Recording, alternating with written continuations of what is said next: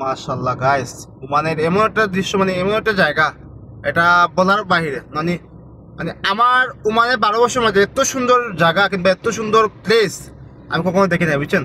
এত সুন্দর, মাশাআল্লাহ মাশাআল্লাহ, কত সুন্দর লাগে যে মনে হইতেছে যে কোনো ইউরোপের কান্ট্রি ঢুকতেছে, এরকম একটা জিনিস।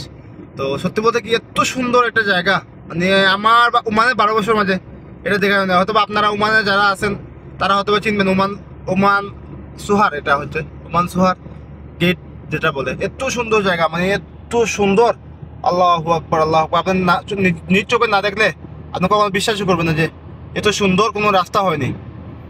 তো যাক, মানে একটা জিনিস ভালো লাগে যে তাদের রাস্তাঘাট এত সুন্দর, এত পরিষ্কার, মানে এত পরিচ্ছন্নতা।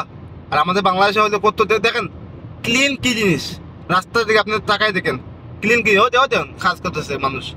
কত সুন্দর রাস্তা, মাশাআল্লাহ মাশাআল্লাহ মাশাআল্লাহ, আল্লাহু আকবার। আর মানে এই জায়গায় আসার পর অন্যরকম একটা জিনিস ভালো লাগে যে যদি আপনার মন খারাপ থাকে অবশ্যই আপনার মন ভালো হয়ে যাবে। মানে চতুর্দিকে আপনার সবুজ সবুজ সবুজ, আর আপনি মানে ফিল করতে পারবেন যে বাংলাদেশ কোন একটা, বাংলাদেশ যে ওই যে আছে না, সরি গাইস, এটা ক্যামেরা ছিল যার কারণে একটু মানে নিচে নামাই দিছি। কি মোবাইল না হলে তো সমস্যা হবে, আপনার জরিমানা চলে আসবে।